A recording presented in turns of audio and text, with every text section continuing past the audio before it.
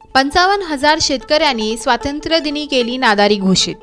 आम्ही कर्जमुक्त झालो, स्वातंत्र्य इंडियाला मिळाला, भारताला नाही। गोरे इंग्रज गेले, त्याच्या जागी काळे इंग्रज आले।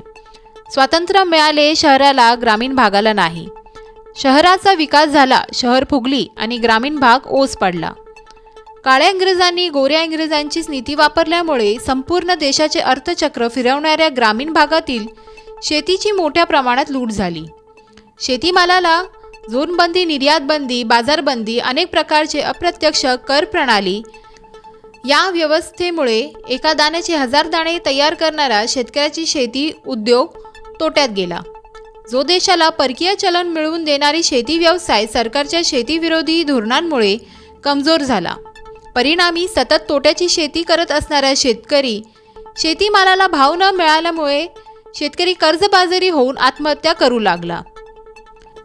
नाशिक जिल्हा बँक कर्ज वसुलीसाठी कर्जबाजारी झालेल्या 55,000 शेतकऱ्यांचा वडिलोपार्जित जमीन बेकायदेशीरपणे जप्त करून लिलावाची खोटी प्रोसिजर करून त्या जमिनीवर विकास सोसायटीचे नाव लावण्याचे क्रूर कारस्थान बँक राजरोस करीत असताना सर्व लोकप्रतिनिधी मात्र बघायची भूमिका घेत आहे।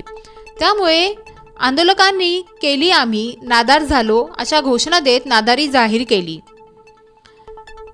पिकलं तेव्हा तुटलं आणि तुमचं आमचं देणं घेणं फिटलं, यापुढे बँक वसुली अधिकाऱ्यांना गावात प्रवेश बंद, अशा घोषणा दिल्या विधानसभेचे उपाध्यक्ष माननीय नरहरी झिरवाळ साहेब व उपजिल्हाधिकारी यांना आम्ही कर्जमुक्त झालो असे निवेदन देण्यात आले। यावेळी समिती अध्यक्ष भगवान बोराडे, आदिवासी संघर्ष समितीचे अध्यक्ष कैलास बोरसे, दिलीप पाटील खंडेराव, नाना मोगरे, गंगाधर नाना शिंदे, मनोहर गांगोडे, शामराव निफाडे, भास्कर खेरडे, विश्वास जाधव, बाळासाहेब चौधरी, रामभाऊ आहे, राजेंद्र निफाडे, रामदास मंडलिक, रमेश पाटील, विनायक दांडेकर, संतोष येलवंडे, अशोक जाधव, नारायण माळी, बाळासाहेब बोरसे, तुकाराम गांगोडे, भास्कर गायकवाड, सोमनाथ शहाणे, पंढरीनाथ जेवले आदी शेतकरी मोठ्या संख्येने उपस्थित होते। नाशिक जिल्हा मध्यवर्ती बँकेच्या सक्तीच्या कर्जवसुली विरोधात 1 जून 2023 पासून म्हणजे 441 दिवसापासून नाशिक जिल्हाधिकारी कार्यालयावर सक्तीचे कर्जवसुली बंद करावी व शेतकऱ्यांचं कर्ज माफ करावं या हेतूने या ठिकाणी हे आंदोलन सुरू आहे। शासनाने अद्याप लक्ष न दिल्याने आज 15 ऑगस्ट 2024 रोजी या ठिकाणी विधानसभेचे उपाध्यक्ष नामदार झिरवाळ साहेब या ठिकाणी त्यांनाही निवेदन देण्यात आलेलं आहे आणि आज आमची 55,000 शेतकऱ्यांची या ठिकाणी आम्ही नादारी घोषित केलेली आहे। आमच्याकडे कुठल्याही जिल्हा बँकेचं देणं घेणं नाही। आता बँकेने आमच्याकडे वसुलीसाठी येण्यात येऊ नये।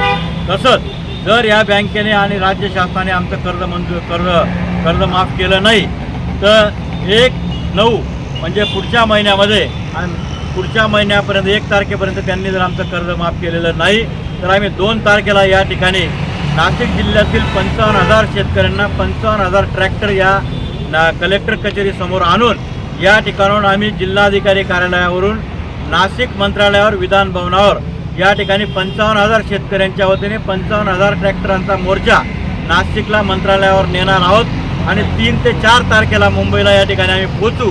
जर शासनाने आमची तात्काळ कर्जमाफी करावी, अन्यथा 55,000 शेतकऱ्यांच्या वतीने या ठिकाणी आम्ही राज्य शासनाला त्या ठिकाणी मंत्रालयाला घेराव घालणार आहोत। याची दखल राज्य शासनाने घ्यावी। अशाचं निवेदन आज विधानसभेचे उपाध्यक्ष नामदार नरहरी झिरवाळ साहेबांना या ठिकाणी देण्यात आलेलं आहे। याची दखल राज्य शासनाने घ्यावी हीच या प्रसंगी आम्ही शेतकऱ्यांच्या वतीने या ठिकाणी विनंती करतो। स्टार न्यूज साठी मोहसिन पठाण, नाशिक।